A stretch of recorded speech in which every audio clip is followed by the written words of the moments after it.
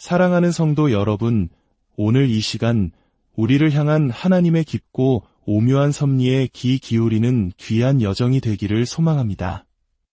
잠시 세상의 소음에서 벗어나 영혼을 향한 그분의 약속을 묵상하는 시간이 되기를 바랍니다. 이 말씀을 듣기 시작하기 전에 잠시 시간을 내어 좋아요를 누르고 이 채널을 구독해 주시면 감사하겠습니다. 여러분의 작은 행동 하나가 하나님의 은혜로운 메시지가 더 많은 영혼에게 닿게 하는 귀한 도구가 됩니다. 여러분의 삶에 주님의 평안과 축복이 늘 함께 하시기를 기도합니다. 주님, 우리가 말씀을 더 깊이 깨달을 수 있도록 지혜를 더하여 주시옵소서. 우리는 종종 성경의 마지막 책, 요한계시록을 묵상하며 마지막 때에 일어날 일들에 대해 생각하게 됩니다. 특히 요한계시록 16장에 묘사된 짐승의 표에 대한 부분은 많은 이들에게 깊은 고민을 안겨줍니다. 과연 사람들은 언제부터 그 표를 받기 시작할까요? 그것은 강제적인 것일까요? 아니면 선택의 문제일까요? 성경은 첫 번째 천사가 대접을 땅에 쏟을 때 짐승의 표를 받은 사람들에게 악하고 독한 종기가 생긴다고 기록합니다.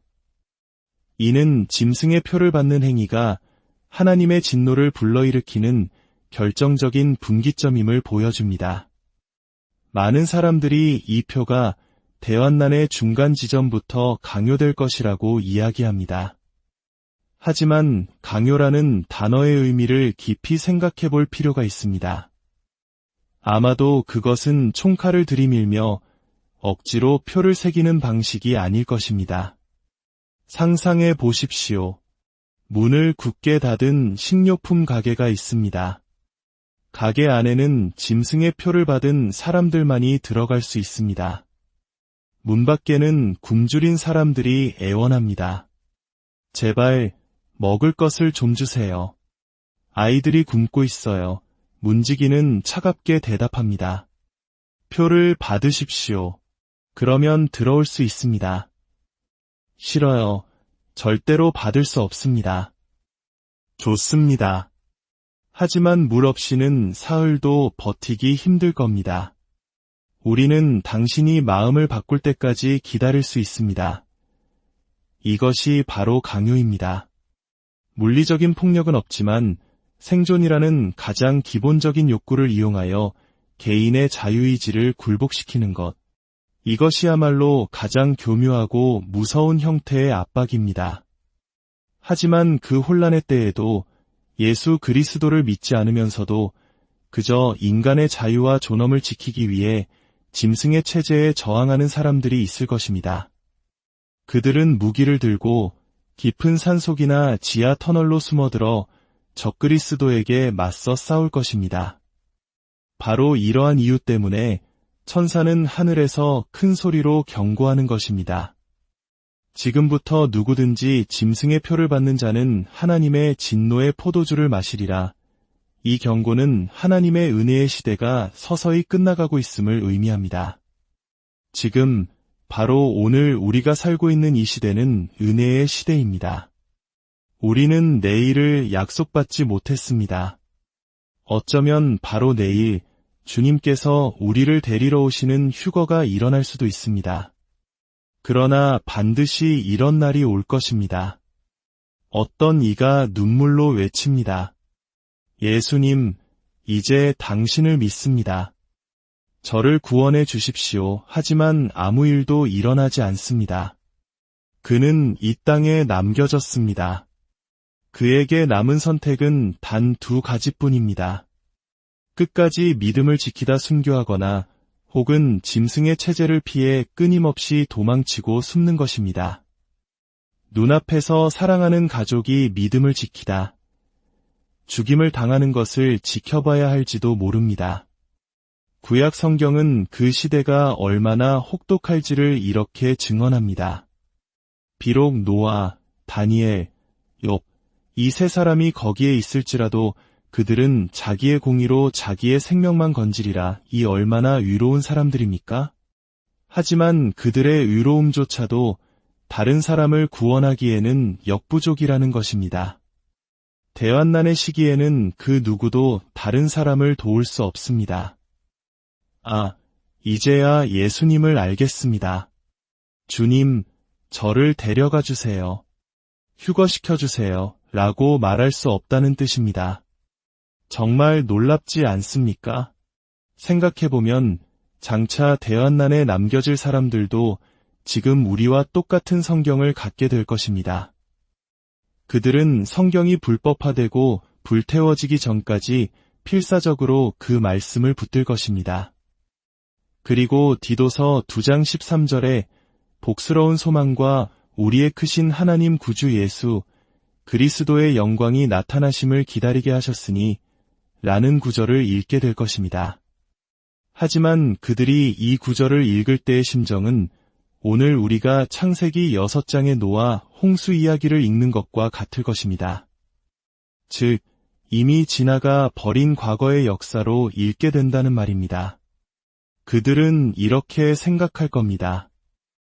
아, 정말 그런 일이 있었구나.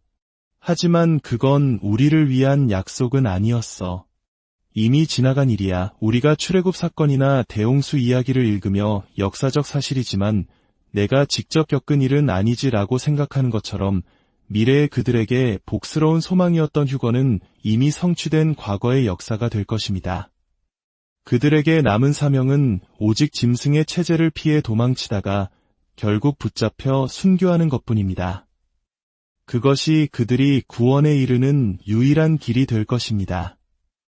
환난 성도들은 그들의 순교에 대한 보상으로 천년 동안 주님과 함께 다스리는 영광을 얻게 될 것입니다.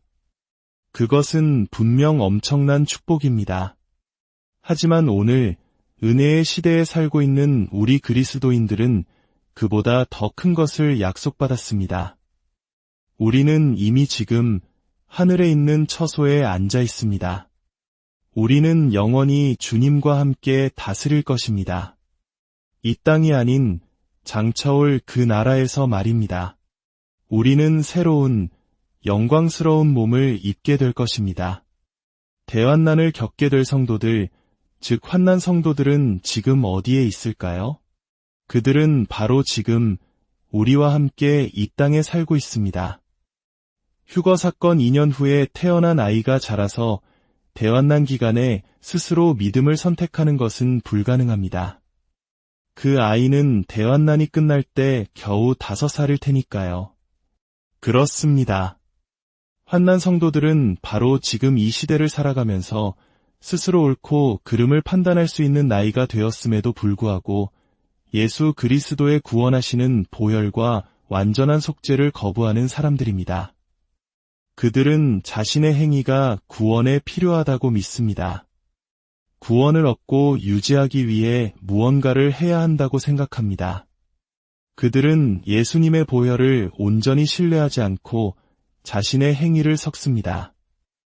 맑은 물이 가득 담긴 큰 컵에 독 한 방울만 떨어뜨려도 그 물 전체가 오염되는 것과 같습니다.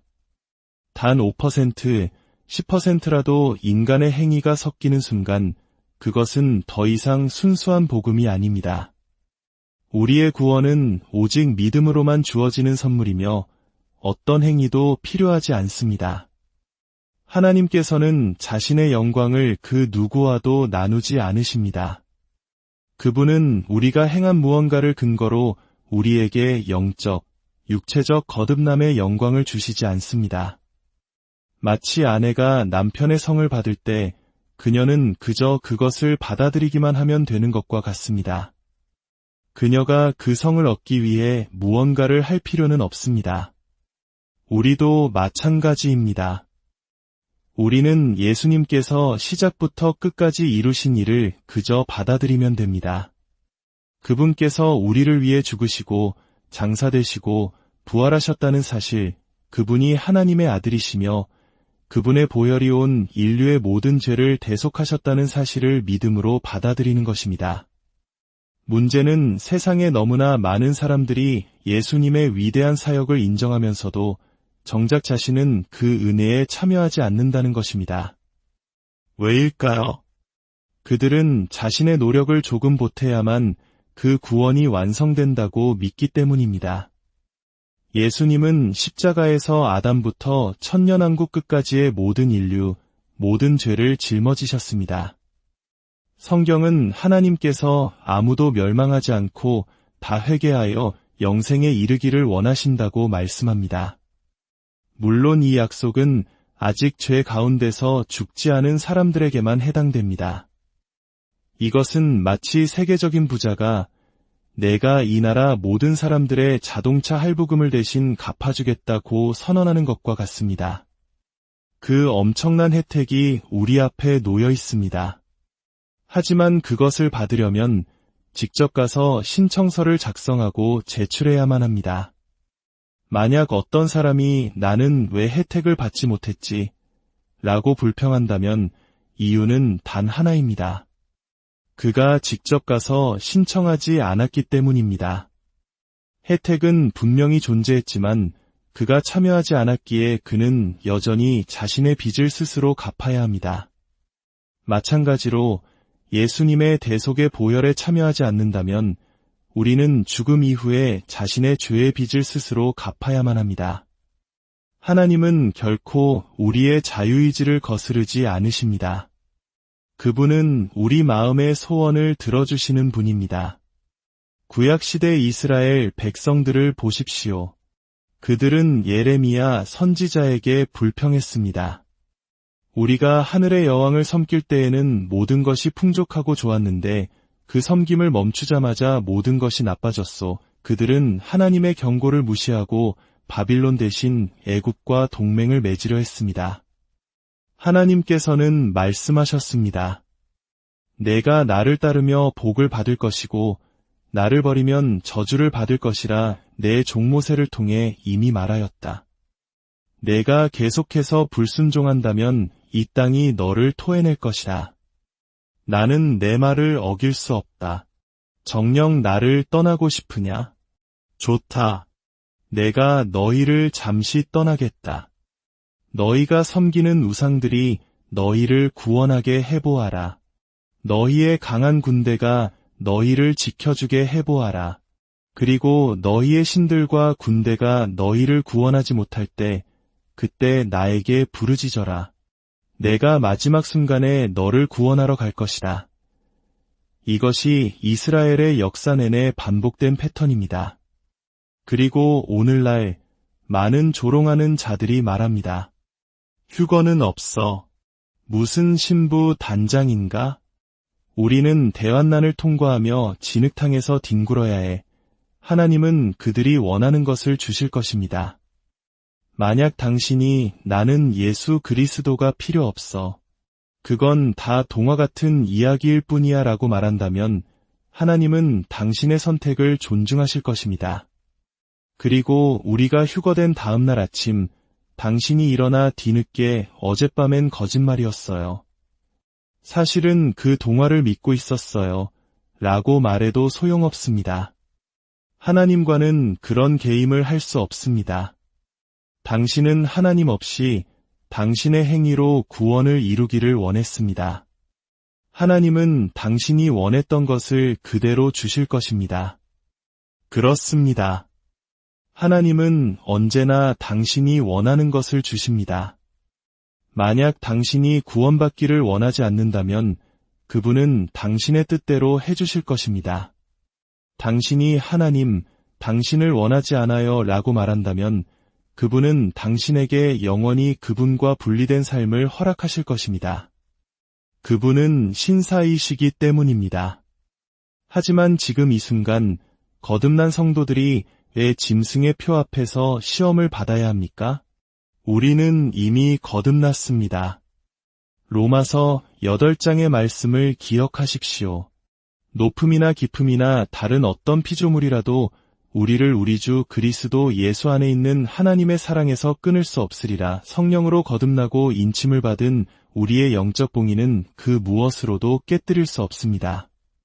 바울이 언급한 그 어떤 것도 우리를 하나님의 사랑에서 끊을 수 없다면 당연히 짐승의 표 역시 그 목록에 포함되어야 합니다.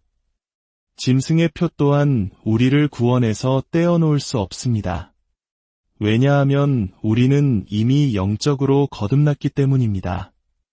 영적으로 죽어있던 우리가 구원받고 거듭나고 성령의 인치심을 받았습니다.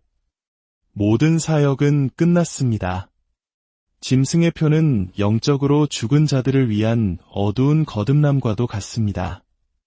우리는 이미 빛 가운데서 거듭났기에 다시 어둠 속에서 거듭날 수는 없습니다. 사람은 단 한 번만 거듭나는 것입니다. 이것이 바로 우리가 대환난과 짐승의 표가 나타나기 전에 이 땅에서 들림받는 이유입니다. 짐승의 표는 사람을 어둠 속에서 다시 태어나게 하여 결코 구속받을 수 없는 상태로 만듭니다. 그러나 우리는 이미 구속받은 자들입니다. 사도 바울은 어떤 피조물이라도라고 했습니다. 이는 창조된 모든 것을 의미합니다. 짐승의 체제 역시 가장 타락한 피조물인 루시퍼에 의해 만들어진 것입니다. 따라서 그 체제 역시 우리를 하나님의 사랑에서 끊을 수 없습니다. 결국 우리는 하나님의 말씀을 믿거나 믿지 않거나 둘 중 하나를 선택해야 합니다. 예수님의 제자들이 주여 우리에게 기도를 가르쳐 주옵소서라고 했을 때 주님께서는 이렇게 가르치셨습니다. 우리를 시험에 들게 하지 마시옵고 다만 악에서 구하시옵소서. 주님은 시험에 들게 하지 마시고 적그리스도와 싸워 이길 힘을 주시옵소서라고 가르치지 않으셨습니다. 그분은 악으로부터 우리를 구하여 내어달라고 기도하라 하셨습니다. 이것이 교회를 향한 약속입니다. 사랑하는 성도 여러분, 예수님은 자신의 신부를 데리러 다시 오십니다.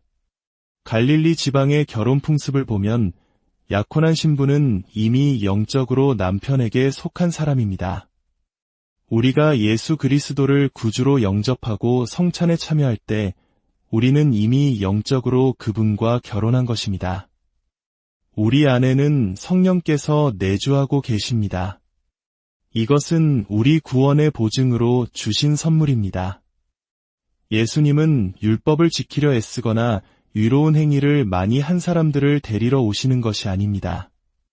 그분은 오직 자신과 이미 영적으로 결혼한 신부, 즉 성령이 내주하시는 거듭난 성도들의 모임인 교회를 데리러 오십니다. 그러므로 사랑하는 여러분, 깨어 기도하며 복음을 전파하는 일에 힘쓰시길 바랍니다. 씨를 뿌리는 사람이 있고 물을 주는 사람이 있지만 자라게 하시는 분은 오직 성령 하나님이십니다.